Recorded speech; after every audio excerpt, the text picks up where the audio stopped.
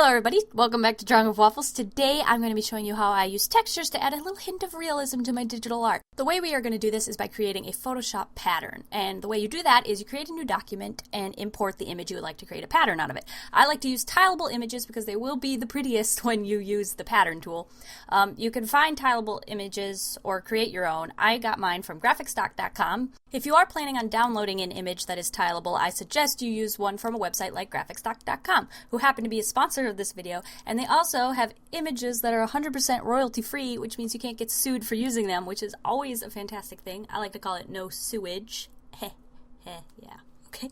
If you click the link in the description below, you can get a 7-day free trial and 140 downloads. And I also made a folder on graphicstock.com full of tileable images that I found and collected that you can download and use this tutorial for. So you can do that. Anyway, what you do once you've chosen your image is you're going to put it into your new document. Make sure your document is square or the same shape as the image you have imported or created. I'm creating a 500 pixel by 500 pixel image just because I like to have smaller patterns that I like to work with. And then once you import your pattern, you're going to make sure it is the same size as your document. So just shrink it down. Make sure you don't have any overlapping the size of your canvas and you don't have it smaller than the size of your canvas. Otherwise you can create weird lines in your texture. Unless that's what you're going for. I didn't want it. I wanted it to be a very clean texture. So I just made it the size of the canvas. Then you're going to hit Edit. Then you're going to click Define Pattern. It says define pattern ... like it's not sure of itself, but I'm pretty sure it's the right button you want to push. So we're going to click that. It's going to bring up a dialog box where you get to name your pattern, name it whatever you want, and then you're going to hit save. And voila, you have made your pattern.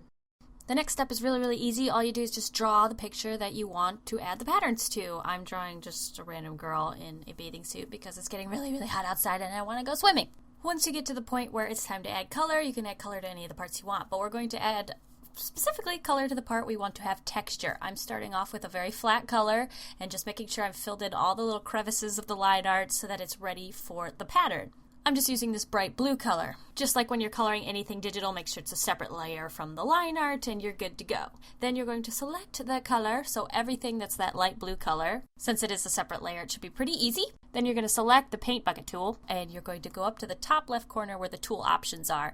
And instead of foreground color, you're going to select that little pull down menu and click pattern.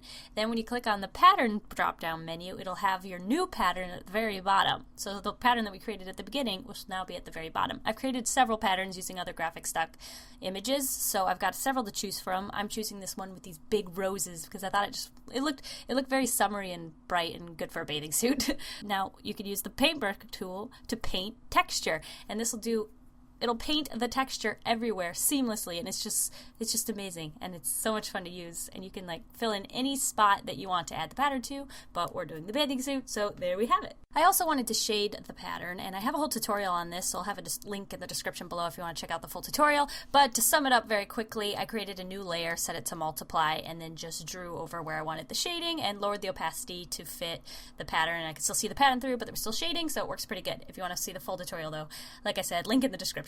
After I had done that, I thought maybe the bathing suit was just still too simple. I wanted to add more texture because I've never seen I have seen bathing suits that were one pattern, but I wanted mine to be a little bit more fun and perky, so I decided to add more textures to it. This I did using the clone stamper tool, which is right below the paintbrush tool in Photoshop. You click on that and you can choose the square drop-down menu, just like the pattern drop-down menu in the paint bucket tool. It's the same way, so you can select that and choose your pattern, and then it basically makes it a paintbrush, but you paint the pattern. So as you're painting it, it's creating the pattern and you don't have to worry about drawing all the little details. This, I just drew it over my bathing suit where I wanted different patterns to be, and I had the look I was going for. I added a little bit of a stroke to my pattern just to separate it from the other pattern because I wanted there to be a little bit more contrast, and since the colors were very similar, it needed just an extra little line, so I drew it in like a seam and it separates the two textures. Another thing I did just to help it blend in with the image was I changed the line art color around it to this dark red that was very similar to the roses, and it just made the bathing suit it works all together now, so it feels like one article of clothing instead of a bunch of separate little pieces, and they've just got more textures to them. A very important tip when it comes to adding textures to your digital art is don't overdo it. I had such a strong urge to add a texture to her little what would you call that, cover up?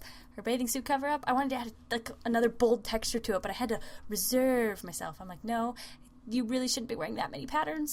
So I just resolved with a nice light green color that complemented the bathing suit without, you know, drowning out the bathing suit. So just a tip when it comes to textures, keep it simple, add it just to the places where you need it. Don't go overboard, unless you're trying to draw a character who has a ton of textures, which was one of my first plans, but it just wasn't going the way I wanted it to be. So that's just, I learned the lesson, keep your textures to a minimum and keep it cute. If you go overboard, it's just too much. I did add texture one more spot, which was on her wristband, just because I couldn't resist it. But for the most part, try to restrain yourself. And that is my favorite way to add textures to my digital art using Photoshop. I hope you learned something. I do want to thank GraphicStock.com for sponsoring today's video tutorial. They have one of the largest galleries of actually 300,000 plus graphics, including vectors and photos to download, and they're all 100% royalty free, which means you can't get sued. Instead of charging per download like most stock imaging sites, they actually have yearly subscriptions with unlimited downloads. So you save a lot of money if you have to download in bulk. And who doesn't like unlimited? Yearly subscription starts at $99, and you can also get a 7-day free trial using the link in the description below. Don't forget to check out the folder I created full of all different sorts of tileable images for you to download on GraphicStock.com. Thank you guys for watching, and I hope you have a very delicious evening full of waffles. Bye!